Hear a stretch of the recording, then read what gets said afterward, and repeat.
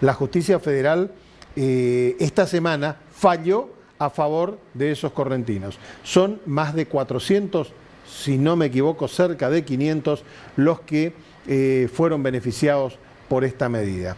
El abogado que llevó adelante esta causa es el doctor Juan Manuel Cubilla Podestá. ¿Cómo está? Muy buenas tardes. Muy buenas tardes, mis estimados. Gracias por la invitación, como siempre, a esta casa. A ver, ¿cómo arranca esta causa?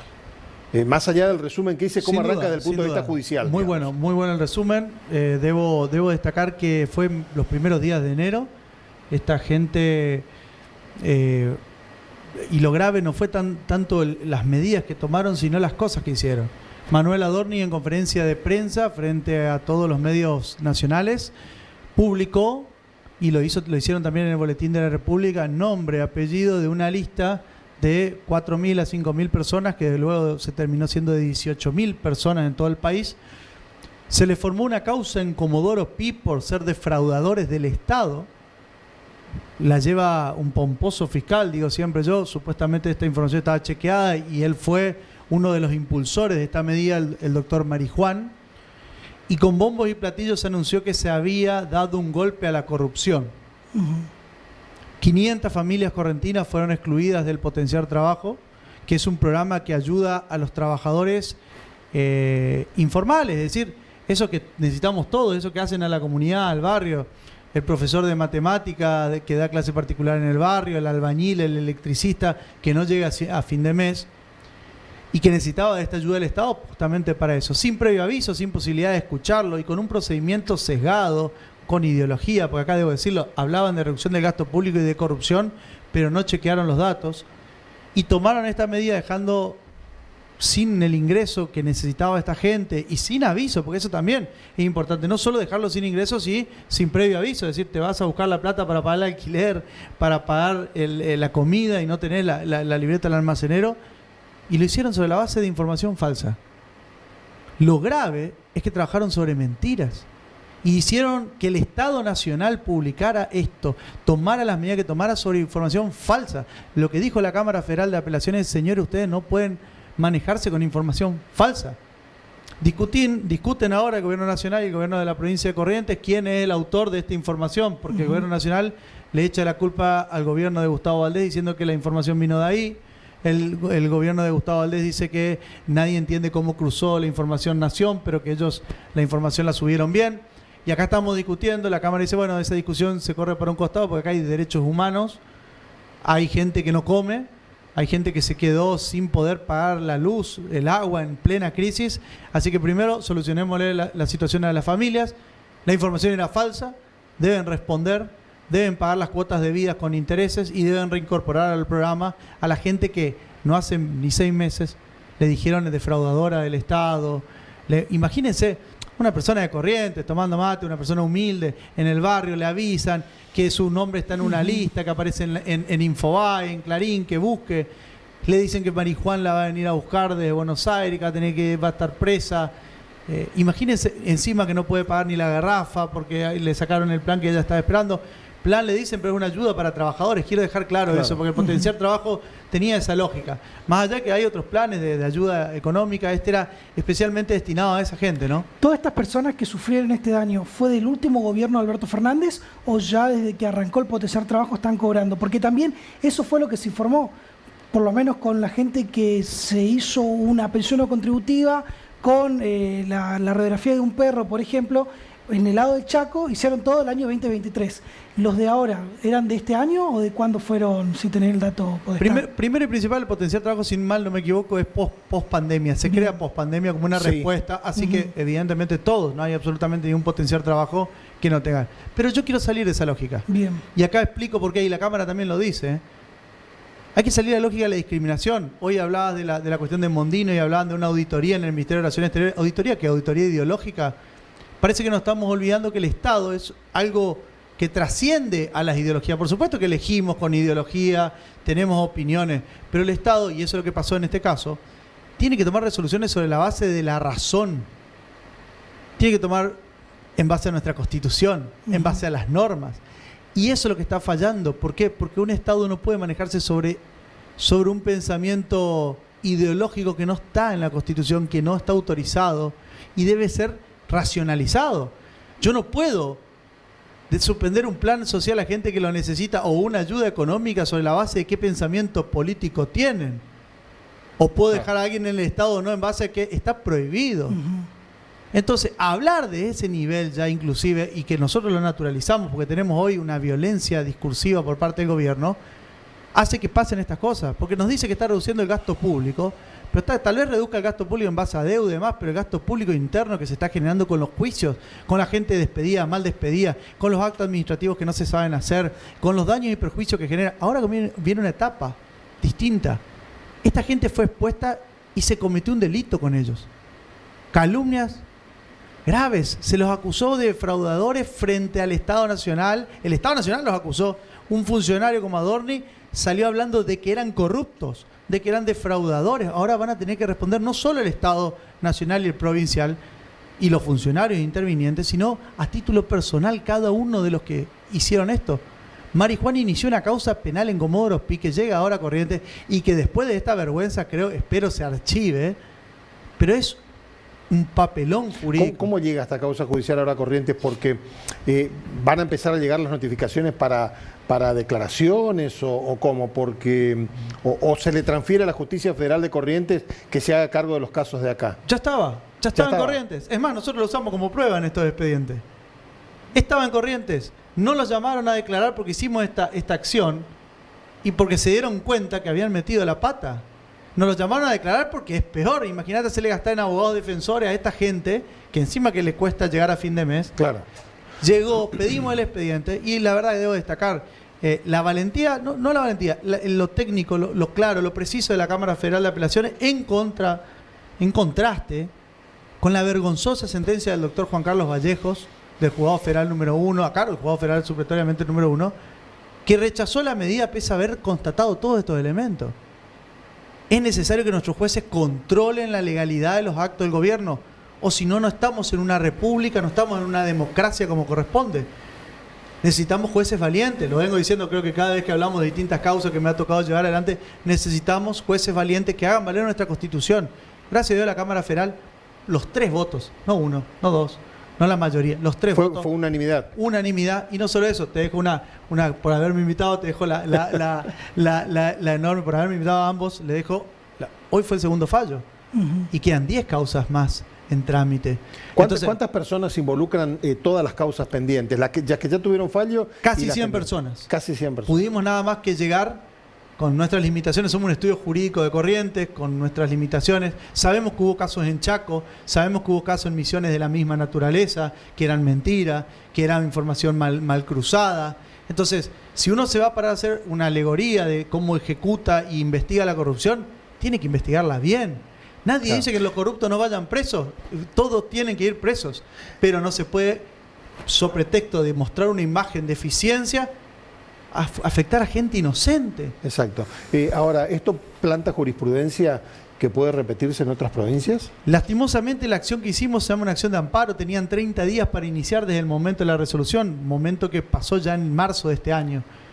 Pero sí, cada uno de los que fue acusado a nivel nacional y era mentira, creo que va a poder a través de esta sentencia tener un antecedente muy fuerte para hacer la demanda de daños y perjuicios. Tal vez ya no para volver al potenciar, o tal vez no para cobrar la deuda que no le pagaron de potenciar, porque hay que recordar que estuvieron casi 6 meses sin cobrar el potenciar a esta gente.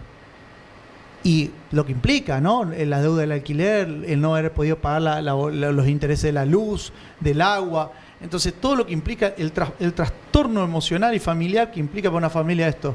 Entonces, la humanidad primero, la dignidad humana primero, después tal vez, pero y si de última, y si uno quiere hacer y combatir la corrupción, que la haga con técnica, con ciencia, con gente capacitada y no con gente improvisada, como evidentemente está manejando este gobierno nacional, que deja mucho que desear en ese sentido.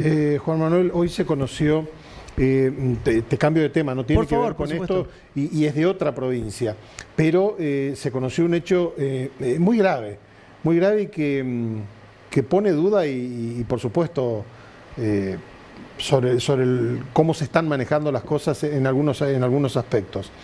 Hoy se conoció el caso de un joven de 21 años que fue detenido por la Gendarmería en la provincia de Mendoza. Se dedicaba a la venta ambulante. Le encontraron 12 frascos de talco para pie. La Gendarmería dijo que era cocaína. Pasó 21 días encerrado en el penal de Cacheuta.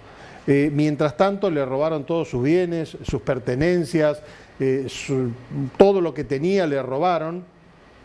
Y un fiscal que se ilumina le pide a la Policía Federal que haga una contraprueba.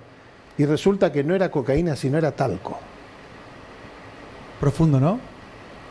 Es tremendo, es tremendo. Pero ese es el discurso de odio del Porque gobierno. le arruinaron la vida a un joven de 20 años. Pero ahí está el discurso de la imputabilidad de los menores. Ahí está el discurso de déjenos hacer, sáquenos las trabas. Esa es Patricia Bullrich diciendo, déjenme, ella publicó un tuit festejando el caso. Festejando el caso en su momento. Es una insignia de la falta de profesionalismo en la gestión. Ella es una junto al resto, insignia. Petovelo es lo mismo, vuelvo a decirlo, hoy la condenaron otra vez por la entrega de alimentos.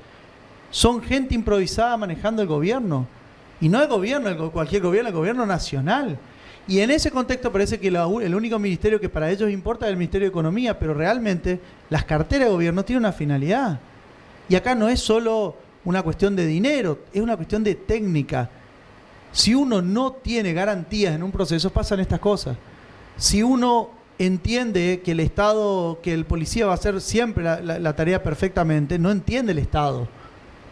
No entiende el rol de la política, no entiende el rol de nuestra Constitución. Yo no digo que sé que existen profesionales de alta estirpe en nuestra fuerza de seguridad y he trabajado, me ha tocado trabajar en la Justicia Federal y me ha tocado trabajar con gendarmes, que admiro, que sé que trabajan en investigación extraordinariamente, pero detrás de cada poder tiene que haber una regulación.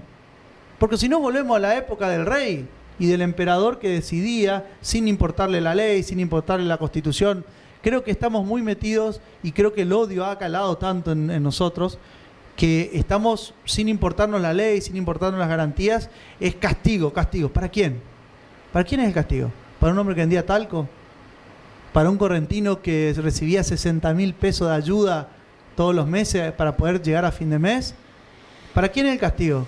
¿Para los grandes evasores? Blanqueo. ¿Para las grandes industrias que fugan el capital?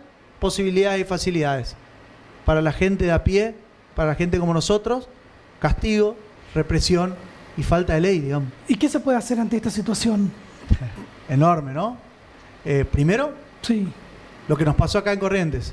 De 500 personas no pudimos llegar a 100 porque todas tenían miedo. 400 personas, llegamos a un montón más de 100, pero nos decían, tenemos miedo de que si pedimos y accionamos judicialmente contra este hombre que sale en los medios y dice esto, ¿cómo romper esa barrera del miedo? Y que Marijuán, que es un fiscal que le importa la política, que sale todo el día en los medios peleándose con los políticos, la calidad de las instituciones, mejorando las instituciones, sacando a la gente que hace mal las cosas en las instituciones.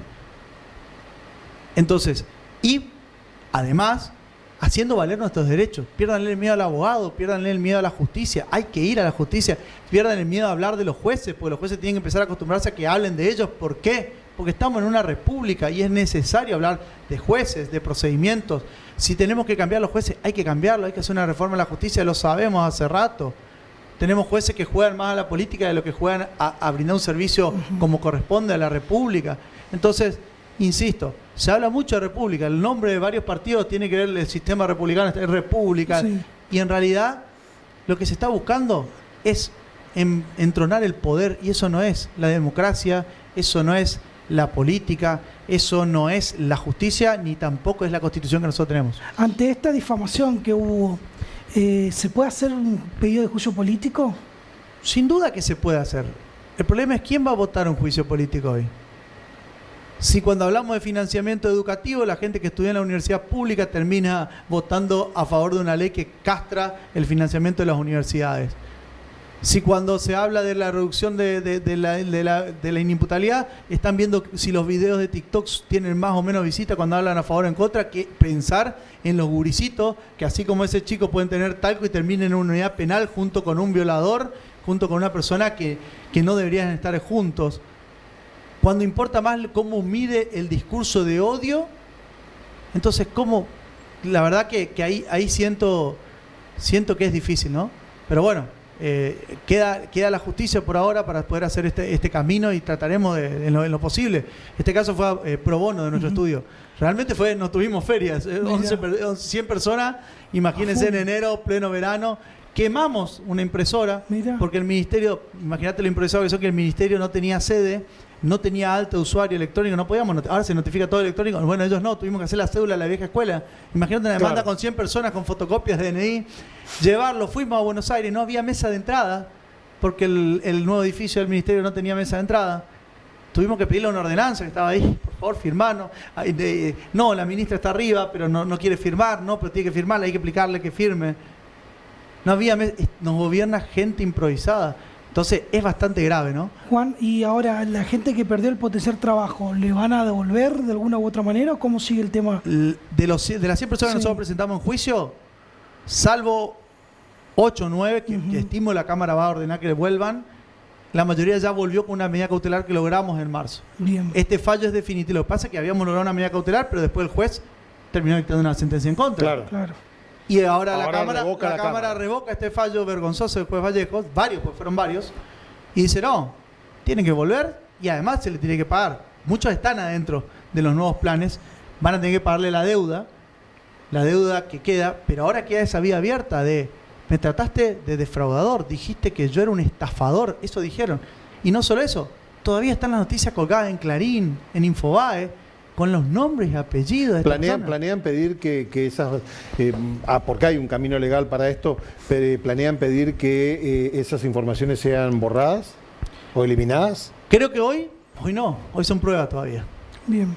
Hoy son pruebas para nosotros para mostrar el nivel de profundidad del daño que han tenido.